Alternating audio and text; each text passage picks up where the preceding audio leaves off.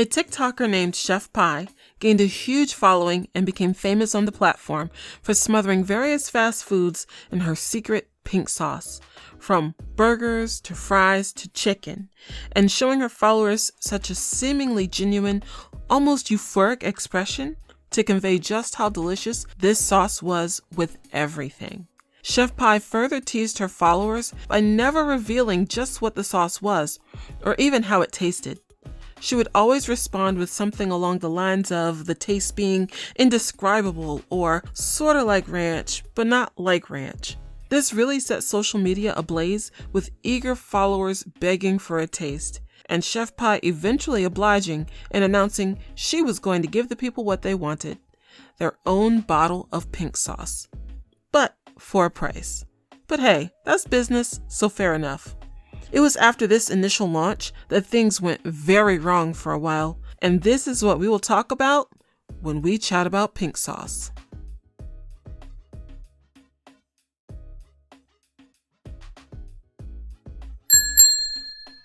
So there are a lot of commentary channels with deep dives into the Chef Pie and pink sauce incident, but I want to approach this with my opinions as a fellow small business owner, so I will be making some speculations and suppositions to make sense of things.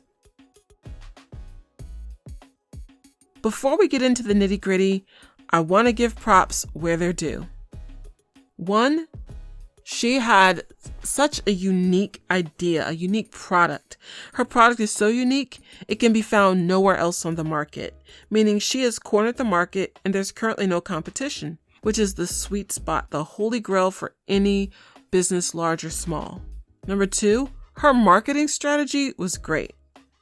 She didn't start off selling her product. She created demand first by making her followers beg for what she had. She let people see her using the product and this expression of joy as she ate. She built buzz and hype about her product. It was this bright kind of Pepto-Bismol colored sauce. So you just kept thinking, how could it possibly be that good? And it really stoked people's curiosity. What is it? What does it taste like? And she never gave them an answer, essentially teasing them to up the demand to try it for themselves. And lastly, I really loved this eye-catching product design she had. She allowed the color of the sauce itself to kind of shine through a clear bottle with a vibrant yellow top. It was really good presentation. Okay, so let's get into the not so good portions. So this is the biggest part of the video. It didn't seem like there was very much prior testing for safety. Now, pink sauce is a water-based product using milk. That in and of itself is not bad, but adding milk to a non-refrigerated product without any kind of preservation is a recipe for disaster. There didn't seem to be an emulsifier, therefore the mixture will not achieve a stable emulsion, meaning the product will eventually separate into its oil and water components, which is going to lead to the product spoiling and going rancid. The product was also shipped in the mail without proper refrigeration, preservation, or packaging. It's kind of a good thing that the bottles were wrecked in the mail so that no one could actually eat it. Now, the creator of pink sauce is known as being a chef, but it doesn't seem like she understood FDA regulations regarding product testing and safe practices, or even what FDA stood for, which is very questionable. She even put it out on the internet where someone asked her, was the product FDA regulated? Was it safe? Was it tested? And she said, well, I don't make medical supplies. And the comments on the video were saying, well, the F in FDA stands for food. Even as a soap and cosmetics maker, I'm not directly managed by the FDA, but there still are guidelines I have to follow to protect my consumers and myself from injury or harm. So imagine this, if I spill bleach on my skin, I can run and wash it off with minimal injury. But if I ingest bleach, that is a situation on another level, which is why regulations for ingestible products such as food is so much higher than products made for external use only. There was also some issues with poor product labeling. There was a lot of typos and mix-ups on the calorie portions, serving sizes, all that for her labels. And there was also a lot of misspelled words. Now for me, misspelled words aren't such a big deal, as I've had this problem myself, but as long as you go back and correct it. There didn't seem to be any batch consistency. Maybe she was changing her ingredients. Maybe there was no definitive recipe. Therefore, there wasn't really any consistent measurements. So when the product arrived to customers, it wasn't even pink at times, which could have been a pH issue. Another thing was the ridiculous pricing. The pink sauce on her website was listed for $20 a bottle for what appeared to only be about 16 ounces, which is super crazy. Another issue that came up seemed to be that her website was poorly designed. And I think the part that really got to me the most was that she kind of blamed all of her little faux pas on simply being a small business, which I don't really consider to be an excuse, and is actually more of a reason to be diligent to present your best to your consumers, your followers, or anyone who's going to be interested in your product. Honestly, I really feel like this first launch of her pink sauce was a lawsuit waiting to happen.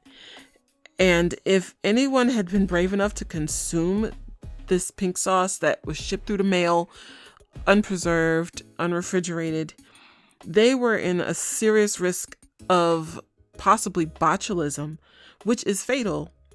On that same line, I hope that she was using safe manufacturing processes, gloves and sanitizing her workspace, sanitizing her bottles before putting the product inside. I'll tell you, Chef Pie has been able to miraculously bounce back and relaunch her product after just so much backlash on social media for the problems of her initial launch.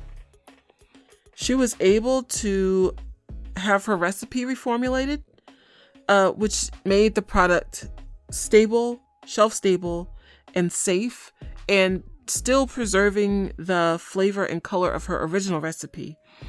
It's been properly tested for safety so that her now infamous sauce can be sold to restaurants and stores, which would have saved her business the first time around, but fortunately the lesson was learned before someone was injured or worse. So I think it'll be really interesting to follow this story and see how her brand holds in the coming months. Now, one thing I always like to do is learn and take away a few points from other experiences to help me better run my own business. 1, don't be afraid to postpone your launch. If your product isn't right or more testing is needed, hold off. Make sure you have your packaging and shipping figured out and nailed down to ensure your product arrives to customers safely, as well as your website being easy to navigate and professional looking, even if it is simple. It's better to launch a little late than to send out a product that could potentially harm your customers and consequently you and your business. 2, don't be afraid to go back to the drawing board and try again. Do what you have to do to make sure your product is safe for consumers. 3, do proper research on local, state, and federal regulations regarding the sale of your specific product. Don't just go for it and hope it works out. This circles back to my first point. Take your time launching. If your product is worth the wait, the people will. The last point to take away is never assume someone else's successes or failures are typical and will be your own experience. Just because Chef Pie was able to bounce back from her initial nightmare launch, don't follow this formula of launch first and figure the rest out later in hopes it'll work out similarly for you. Thanks for listening. Go ahead and hit the like and subscribe button to help the channel. Let me know in the comments, what are your thoughts on the Chef Pie and pink sauce incident? This is Andrea and Marah. Peace and blessings.